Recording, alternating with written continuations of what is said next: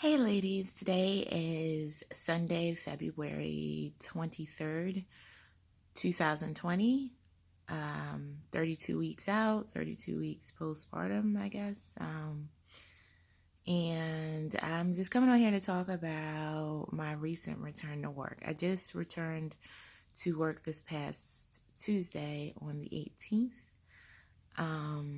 after being on maternity leave for the better part of 7 months. My maternity leave wasn't actually up until February 24th, which is tomorrow. But I chose to go back just a few days early. And if you recall, I was supposed to go back on the 14th. And because I wanted to go back on a Friday, so I didn't have to come back the next day. I thought that going back on a Friday and just like testing the waters, going one day and then not having that weekend, especially since it was President's Day weekend, would have been a good look. But Michaela ended up getting sick right beforehand that Thursday. And so I ended up pushing it back to this past Tuesday, my return date. So I had to go back Tuesday, Wednesday, Thursday. I did not go to work on Friday. Because I'm only on 80%. I did return at 80%, meaning that I get 2 days off each pay period. Our pay periods are 2 weeks.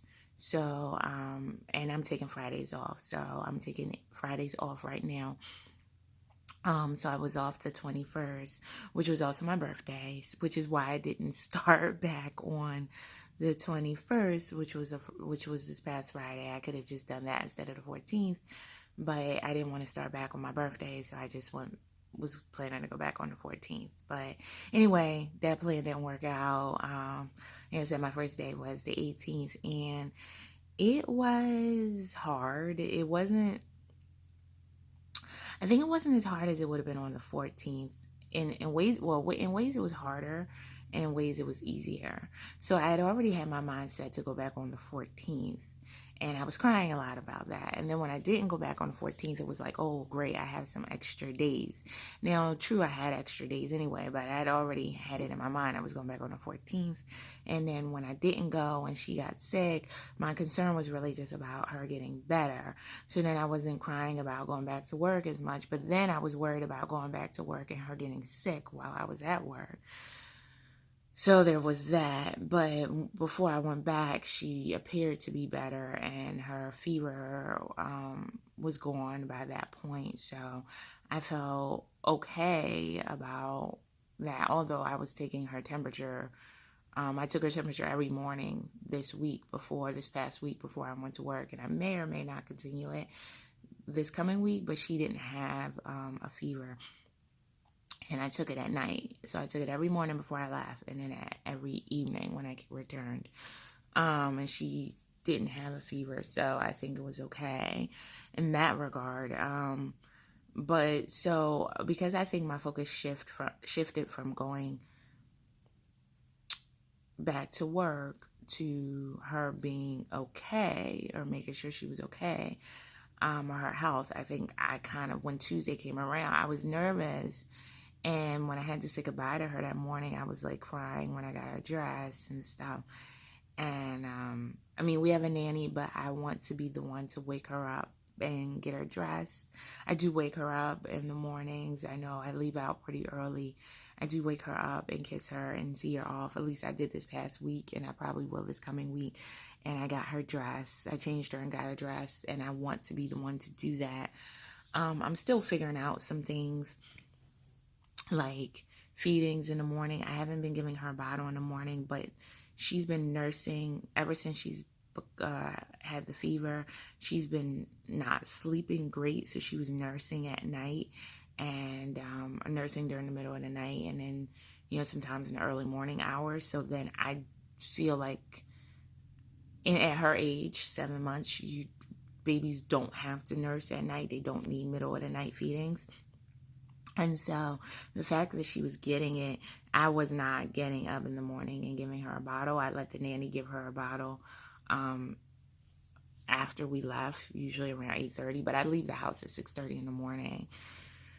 So I was having a nanny give her a bottle, her first bottle of the day, taking into consideration that she didn't nurse, and who knows, sometimes she nursed several times throughout the night. Because during this time, I've been keeping her with me. She hasn't been going in her crib, although last night she did thankfully sleep in her crib for 6 hours. So I was very happy about that and super excited because I want her in her crib. And of course, sleeping through the night. But then the question is, if she doesn't nurse at night, then she needs to wake up and get a bottle. And then the question is, do I want to be the one to give her her first bottle, or am I okay with the nanny giving it to her? Because I'm also, when you're pumping constantly, I'm trying to keep up with these bottles that she's drinking, because Michaela won't drink formula. So she used to, but when did she, for months now, she's been rejecting formula. So she will only drink breast milk. And that puts a lot of pressure on me to constantly make sure, if I'm not nursing, that I am filling these bottles. And right now, because I'm at work and she has to have bottles, I have a lot of pressure to still fill those bottles. But then I want that closeness of nursing too. So I'm trying to figure out what to do. Now she's 7 months. Her milk intake has not decreased. She's still drinking the same amount of milk as she would, even though she has started solids. I believe for the first year, the milk doesn't decrease. The milk intake isn't supposed to be decreased until later, until after a year. And then I think it's more solids, although they still do get milk. But I think you can decrease the milk. So until she's a year, I'm really just trying to figure out how to fill these bottles. So it's a lot of pressure. And so pumping at work is kind of difficult too. Now, I work in New York, and in New York, you have New York State, you have 3 years to pump. Which meaning that until your child's 3rd birthday, you are legally entitled to pump breaks. So that's awesome. I didn't think I would go for 3 years. I possibly still won't, but I don't know. But it's just great to know that it's there. I definitely want to do a year. I'd like to go beyond a year if I can, but we'll see. So that's New York, and now this is where it gets a little tricky. The breaks are unpaid, right? But you're not required to make the time up. So you can take these pump breaks and you're not required to make up the time that you spend pumping. I think it has to be reasonable amount of time. I don't know. Sorry.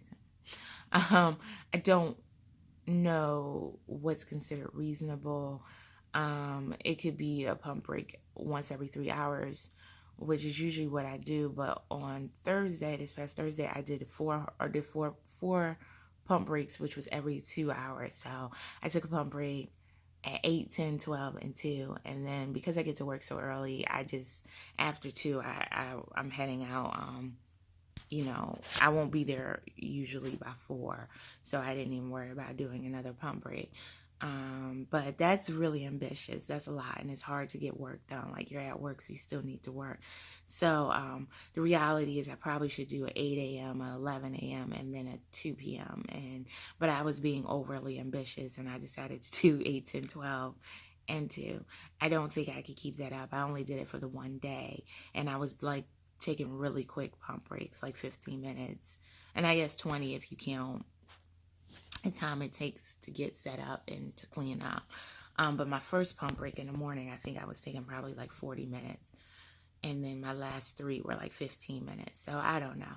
But in New York, you can take these pump breaks.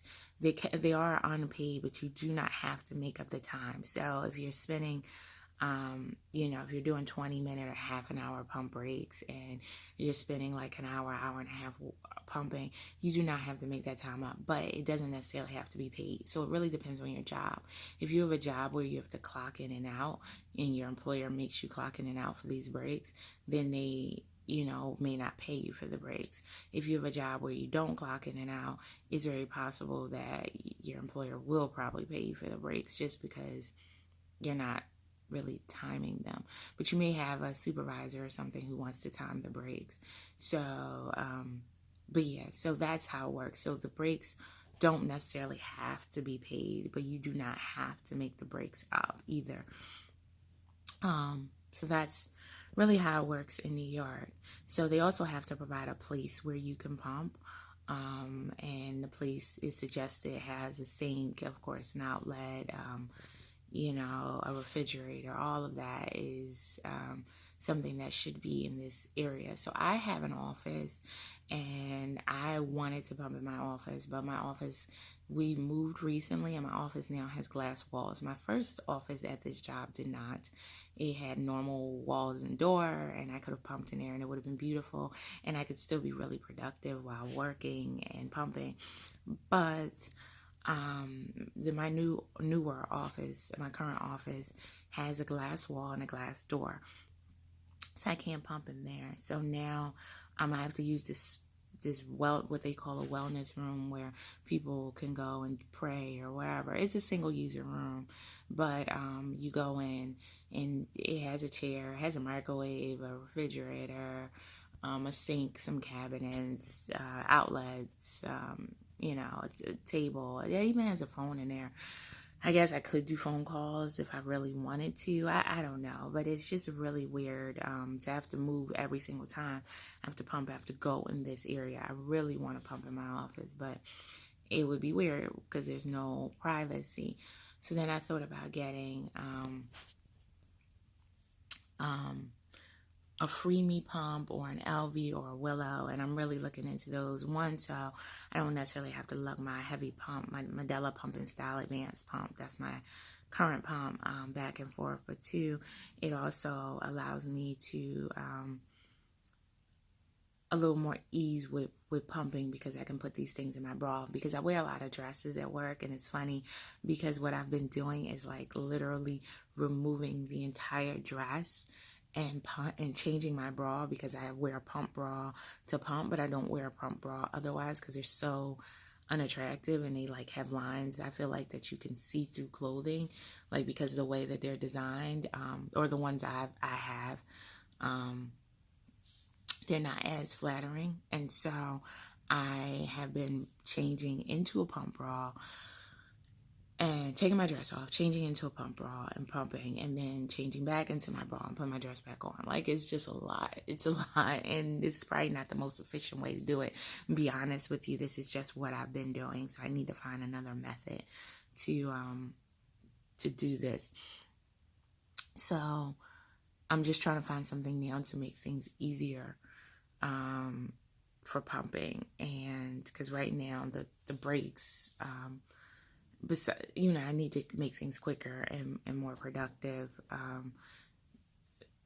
I don't wash my pump pieces every single time. I have a Ziploc bag. I store them in the fridge, the phalanges and all of that, and then I wash them later. I've been taking them home to wash them, but I do have the stuff to wash them at work, and I thought about leaving them at work because I have extra ones at home.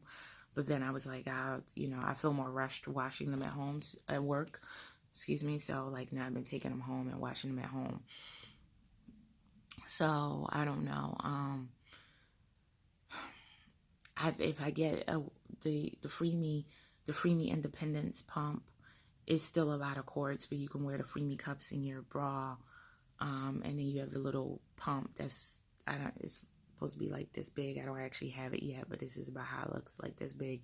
And you can clip it onto you and walk around, but you still have cords. You'll still have cords coming all over, but it's only like $189. So I've been looking into that.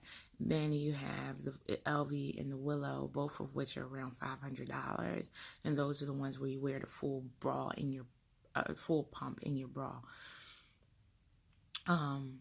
Or I can just do what I've been doing, which won't cost me any additional money.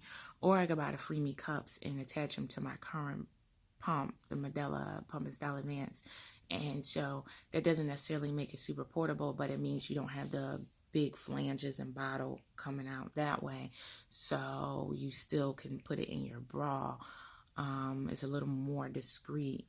If you've ever heard the Medela pump, it's like the loudest pump ever. So there is this sound, but it won't be, you won't be as exposed. So then I at least won't have to take off my dress and change bras as much. I can hopefully still wear a normal bra and put the Freemie cups in it, but you do have to check for that because there has to be enough room to fit the cups in.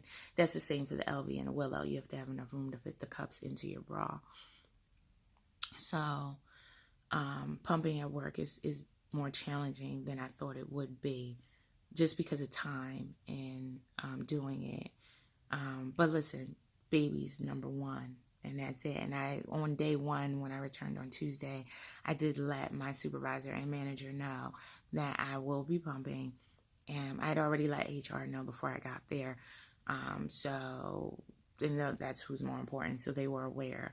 And I think it's good to let people, at least let HR know. You probably could let your manager and stuff know. HR told me they would let them know, but I guess they forgot because they hadn't. And so I told them that I would be pumping. I told them that because no accommodation was made for me to pump in my office. I need to pump in that special room, and that I'll be spending a lot of time in that room, and that they need to factor it into my workload because I will not be making up the time that I spent pumping. I did tell them this day one. I don't want any issues. If we have issues, I will take it to the next level, but I'm hoping we don't have them.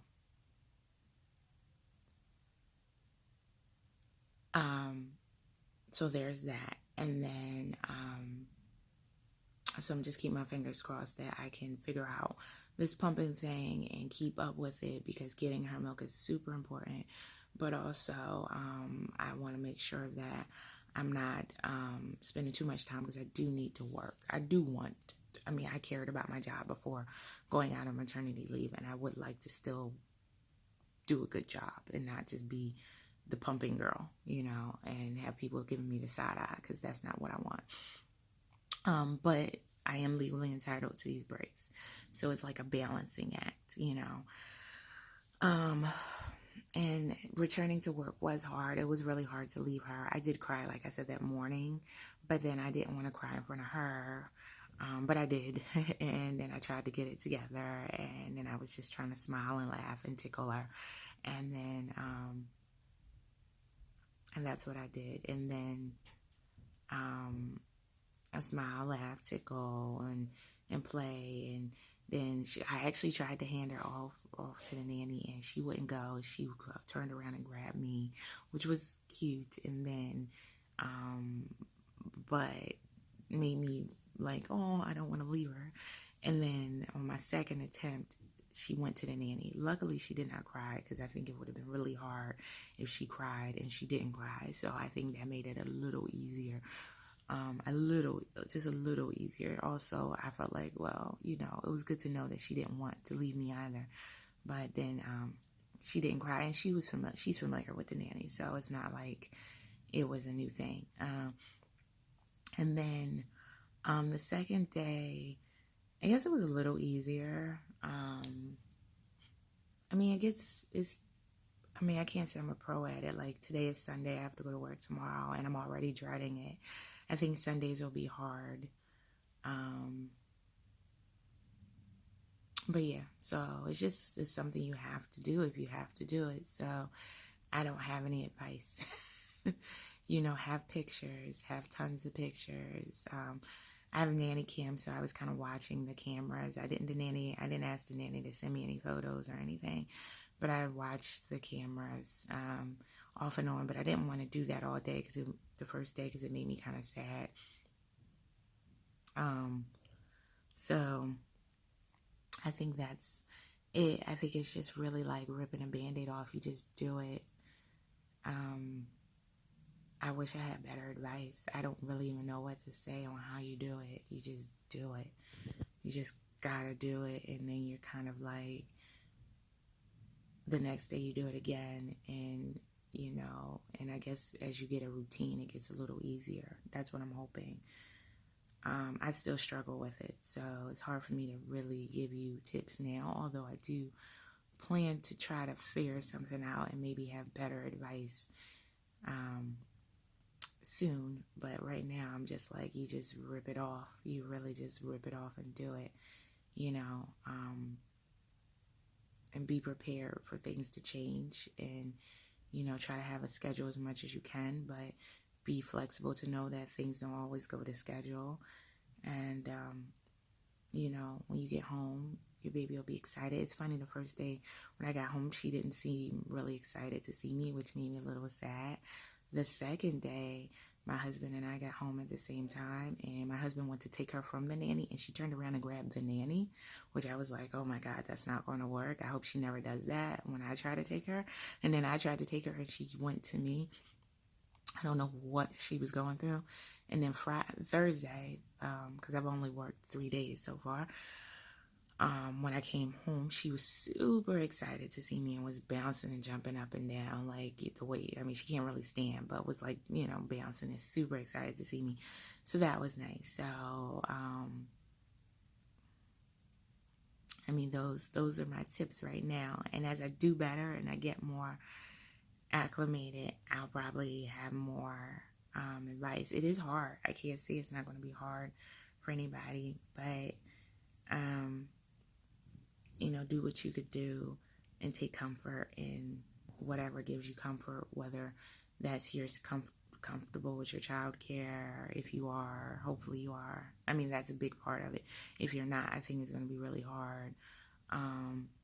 You know, that you'll get to spend the evenings with your baby, or after work, whatever time you work with your baby. I mean, that's something to look forward to. It's hard. It's hard. It's not easy. Being a working mom is very hard. It's a hard decision to get up and to make, to leave your baby. Anyone who thinks that it's not is like in a bizarro world. Like, it is a hard decision to leave your child, to leave your child with anybody, okay? And it was not you, even if it's the other parent, like, it's not you. So it's a hard decision for you not to be there to make and to, because you know you need to go out and support this child to give them a better life. And that's why you do it, to give them the things that you want to provide for them in life, to give them opportunities in life. That's why you do it. And anyone who says otherwise is just wrong. Like, it is a hard decision. And it doesn't matter whether you love your job, hate your job, whatever. It's still a hard decision, you know. Even if you like going to work every day, because it gives you, some people say they want that break. It's still a hard decision, because you know you're not there with this kid all the time. And I'm sure if in a perfect world, if you could, you'd want to be there making decisions. And I mean, not say making decisions, but be there doing the day-to-day care. Because my nanny, and I like my nanny, but she did something this week that was so annoying to me. She gave Michaela strawberries. I have a mesh feeder where you could put a frozen piece of fruit, and we've been doing that for teething. And it's a silicone feeder, actually, and it looks like a big pacifier. And you can put frozen fruit or milk or something in there. I've never done milk, but you can put frozen stuff in there, and it kind of can chew and pull it out. And we usually use frozen grapes. We slice them up and we push them into the feeder, and she chew and get the juice out. But she can't really eat it. She could just chew and get the juice out. So my nanny decided to put a strawberry in there. Now, Michaela's never had strawberries. She bought the strawberries from home.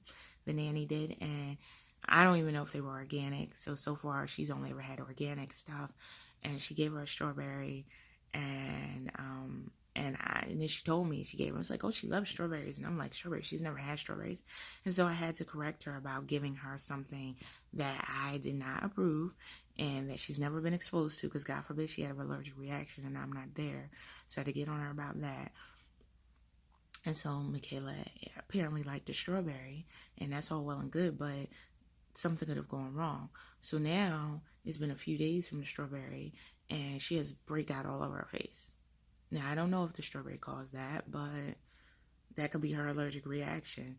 Michaela does have eczema, so, but she's never had a flare-up all over her face. It's usually just on one cheek, and it was under control, but now she has all over her face.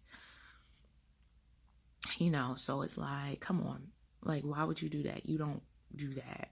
Also, something else the nanny did, which was a little suspect to me, is that the entire time she was here with me, she never once watched TV. I had offered to let her watch TV. Now, I wasn't up under them. My house is big enough that they were in a different part. They were in the playroom area. I was always in a separate area so that Michaela could get acclimated. So she never once watched TV. And then the day we left, Tuesday, my husband and I left the house to go to work at the same time. I looked at the cameras, and she was watching TV. And I don't mind her watching TV. I mean, you can't just sit and watch TV. Michaela's first. But it was like, why do you want to watch TV now? You never wanted to watch TV before. So just things I need to keep an eye on. I do watch the cameras. Other than that, Michaela loves her and she seems to be fine. But no one's perfect. No one's you. And it's definitely hard to leave my baby with someone. I'm like, what the hell are you doing, lady?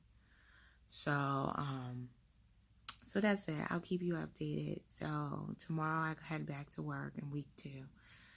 And I'll let you know if it gets easier. I'll talk to you soon.